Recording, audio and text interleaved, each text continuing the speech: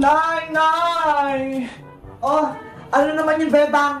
Kailan niyo po ba ipapaayos yung TV natin? Ilang buwan na siyang sira eh. Hindi niyo man lang pinapaayos. Wala pa tayong pera pang paayos ng TV na yan? Kaya hayaan na muna yan dyan. Ano ba yan? May gusto nga akong panoorin eh. Si Tanggol. Sino naman yung Tanggol na yan? Yung sa Batang Quiapo po, malakas yun eh. Hayaan mo, sa susunod na linggo, mapapaayos din natin yung TV. Talaga po, Nay? Ipapaayos mo na tong TV natin? Pag nakaipon-ipon ako ng malaki-laki, makakapanood ka rin yung Tanggol na yan. Yay! Makakapanood na din ako! Bebang! Bebang! Ano yun, princess? Nandito na kami ni Iska. Hello, Bebang! Magandang gabi! Magandang gabi rin sa inyong dalawa! Ano, magsisimula ba tayong mag-movie marathon sa may TV? Sira naman yung TV namin eh. Paano tayo manonood? Huwag kang mag-alala, Bebang. May dala kaming maliit na TV. Ayun o, hawak ni Princess. Ito, ang liit-liit. Charan! Wow! Ang cute naman yan. Tignan mo. Gumagana to. Ang galing-galing naman yan. Tara na, manood na tayo. Sige, pumasok na tayo sa may kwarto ko. Doon tayo manood. Let's go! Pasok na tayo, Iska. Ayan, magsisimula na tayo. Isasara ko lang tong pinto para hindi tayo marinig ni nanay. Kakainin ko na tong bahan kong pagkain. Pahingi rin ako niyan, princess. Okay, 5 ka. Konti-konti lang para hindi maubos agad. Thank you. Princess, Iska, ano kayong magandang panoorin natin? Nakakatakot o nakakatawa? Yung nakakatawa na lang, Bebang, para masaya tayo. Mas maganda yung nakakatakot, kasi gabi naman eh. O sige, yung nakakatakot na lang yung panoorin natin. Ayaw ko noon, gusto ko yung nakakatawa. Minsan lang naman, princess eh. Huwag ka nang matakot. Nasa loob naman tayo ng bahay nila, Bebang eh. Sige na nga. Sino kayong pananoorin natin? Si Pennywise, si Granny, o si Sadako? Ayun! Si Sadako yung gusto ko, Bebang! Scary naman yun! Si Sadako! Huwag ka nang maingay, princess! Manonood na tayo ng Sadako! Ipi-play ko na! Ayan na! Lalabas na si Sadako!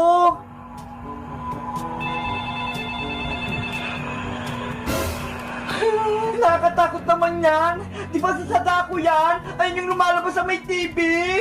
Oo, kapag maingay ka, hahabulin ka niya! Ah! Oh, no! Si Frances! Takot na takot!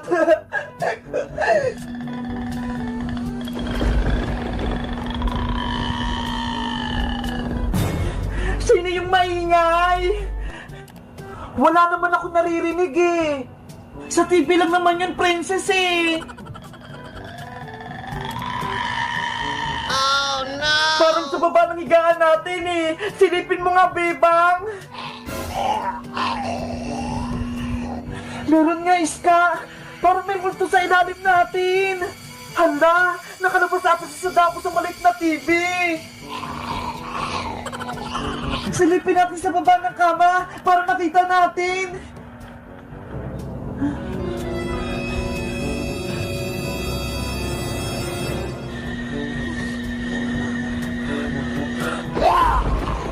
Ah! Si Sadako nga! Nakatangos yung mukha niya! Magtago na tayo, Bebang! Di tayo sa aking kumot pagtago! Bigyan niyo din ako ng kumot, Bebang! Iska! Tulong! Hinila ako ni Sadako! Oh no! Princess! Bebang! Tulungan niyo ako! Hinila ako ni Sadako!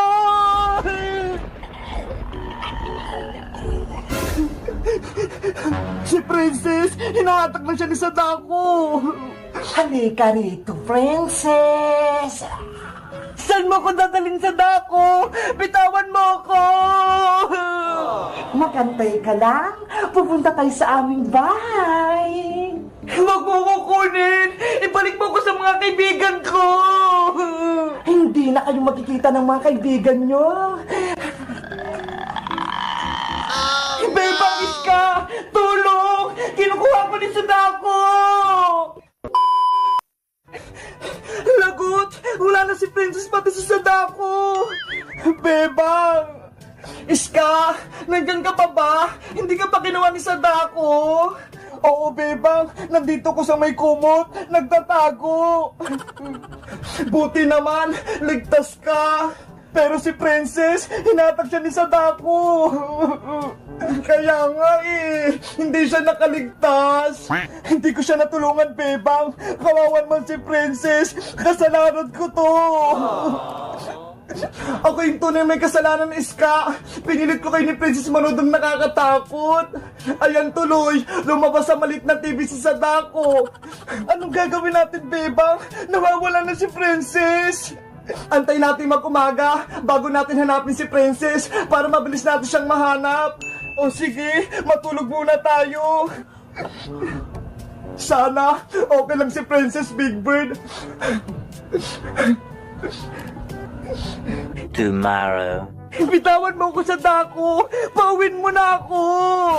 Malapit na tayo sa aming bahay, Princess. Huwag ka nang matakot. Halika na rito. Konting lakad na lang. Nandito na tayo sa aking bahay, Princess. Dito ka nakatira sa ginagawang bahay. Wala namang bubog dito Hindi ako dito nakatira, kundi doon, sa loob ng TV na yan. Ano? Diyan ka nakatira? Kaya pala lumabas ka sa maliit na TV namin. Namumuhay ako sa loob ng TV, pero kapag nalulungkot ako, nanguha ako ng tao para may kasama ako sa loob ng TV. Kinuha mo lang ako para may kasama ka dyan sa loob ng TV. Ayoko dyan! Mamaya, ipapasok din kita sa loob ng TV na yan. Huwag mo akong kunin sa dako. Ayokong mawala. Gusto ko kila Bebang. Pupunta muna ako sa loob ng bahay ko, Princess. Diyan ka lang muna. Bebang! Tulungan niyo ko!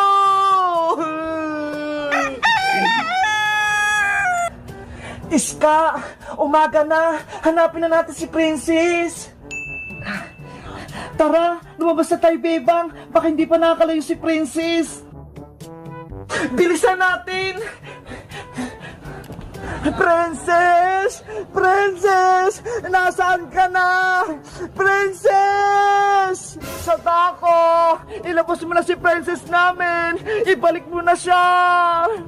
Mukhang wala na si Princess dito, Iska. Hindi na natin siya makita. Saan kaya natin siya hanapin? Baka mawala na naman si Princess. Princess! Princess! Magpakita ka na! Ay! Si Bebang yun Tinatawag ako! Bebang Iska! Nandito ako sa may bakanting bahay! Puntahan niyo ako! Dito nakatira si Sadako! Hala! Parang si Princess yung sumisigaw, Bebang! Oo nga humingi siya ng tulong! Iska! Hanapin natin doon si Princess sa ginagawang bahay! Tara, Bebang! Baka doon siya tinago ni Sadako! Bebang Iska! Nandito ako sa ginagawang bahay! Sana mahanap nila ako habang di pa bumabalik si Sadako! Ang taas naman ng bakod ng bahay na to, Iska! Paano natin makikita si Princess? Silipin natin lahat ng kwarto para mahanap natin siya! Ayun! May pintuan! Pumasok tayo sa loob! Baka nandun si Princess! Sige, Bebang! Paparating na sila, Bebang. Maghahanda na ako para makuha silang tatlo.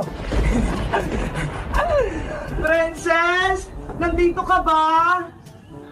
Wala naman siya dito, Iska Bakante lang tong kwarto na to. Oh, no! Kaya nga walang tao dito. Bebang! Andito ako sa kapila! Puntahan niyo ako! Yahoo! Naririnig ko na si Princess Bebang. Malapit lang siya dito. Princess, magantay ka lang dyan. Iligtas ka na namin. Tara na, Iska. Hanapin na natin siya.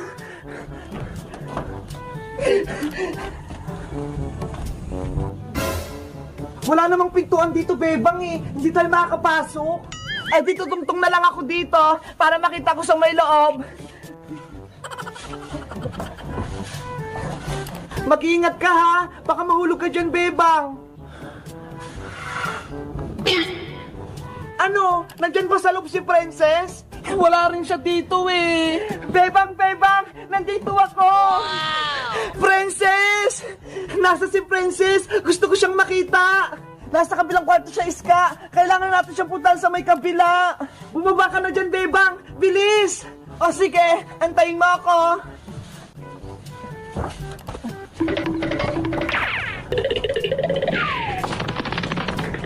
Nandyan na sila!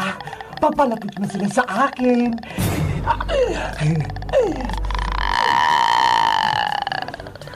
Princess! Bilisan niyo na, Bebang! Iligtas niyo na ako! Malapit ang bumalik si Sadako! Huwag kang mag-alala! Nandiyan na kami, Princess! Yahoo! Nasa si Sadako, Princess! Iniwan ka lang ba dito? Nandiyan siya sa loob ng TV! Nagtatago! Ayun oh! Kaya bilisan natin umalis dito bago pa siya makalabas. Ayan na, tanggal ko na yung tali mo, Princess. Salamat kay Bang Iska. Halina kayo rito, akyat na tayo. Mauna ka na, Princess.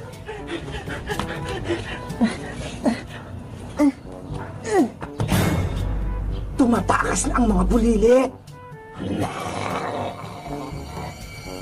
Bebang, halika na rito!